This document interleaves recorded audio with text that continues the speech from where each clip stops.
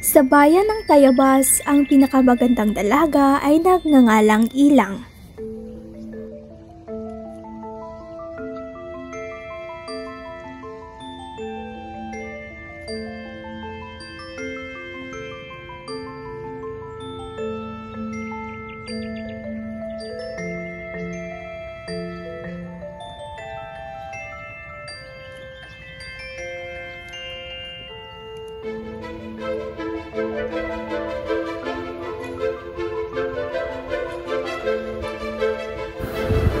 Isang araw, may isang binata na nagngangalang Edu na pumunta sa kanilang taniman.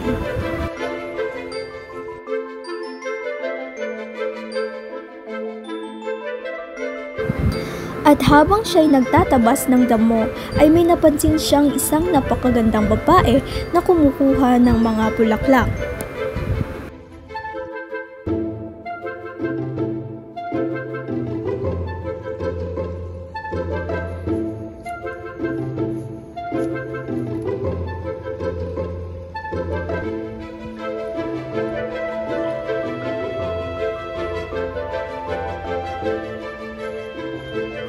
Agad naman itong pinuntahan ni Edu at tinanong. Magandang umaga, Bibi. Maaari ko bang malaman ang iyong pangalan? Magandang umaga rin sa iyo, Ginoo.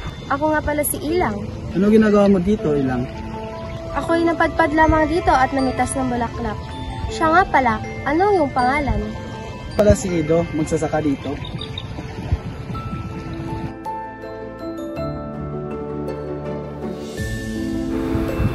Sa kanilang pagtagpo, nabighani si Edu sa kagandahan ni Ilang na nagdulot ng pagkagusto nila sa isa't isa.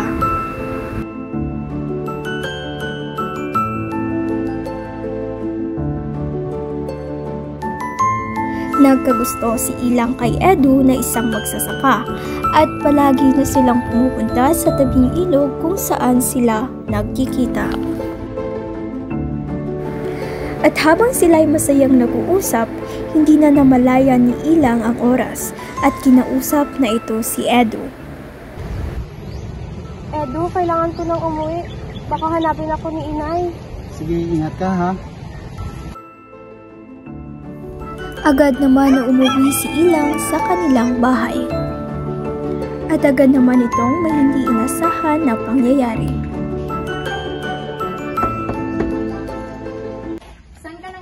Bakit ngayon ka lang? Nalibang po ako sa pamamasyal sa bundok, Inay.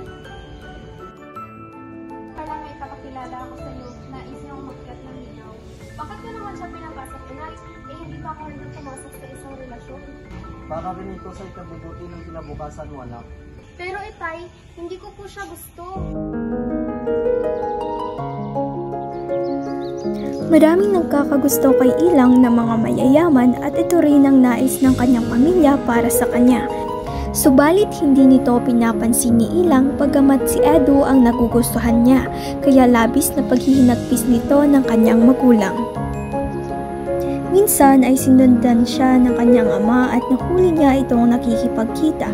Nalaman nito na magkasintahan ng kanyang anak at si Edu. At agad naman itong nilapitan ng kanyang ama. Anak, andito ka lang pala nakipagkita sa Edo na yan? Itay, si Edu ang gusto ko. Huwag na huwag ka nang makipagkita sa Edo na yan. Dahil di siya karapat-dapat para sa iyo. Itay.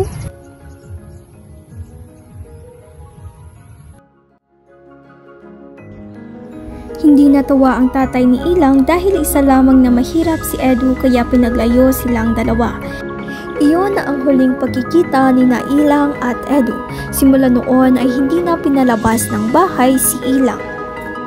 Makalipas ng ilang araw ay nagkasakit si Ilang at tuluyan ng nanghina. Anak, ilang araw na hindi kumakain. Dinala na kita ng pagkain dito. Salamat po, Inay, pero hindi po ako gutom. Ilang araw ay namatay na rin si Ilang. Pero bago pa man ito namatay ay hiniling ni Ilang na doon siya ilibing sa tabing ilog, ang lugar na pinagtatagpuan nila ni Edu. Hindi na siya nag-asawa at sa araw-araw ay binabantayan niya ang libingan ni Ilang. Hindi na malayan na may tumubong isang puno sa puntod ni Ilang. Inalagaan ito ni Edu hanggang sa mamulaklak.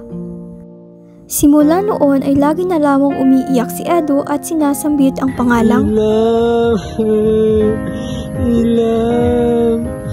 Ilang. Simula noon ay tinatawag ang bulaklak na Ilang-Ilang.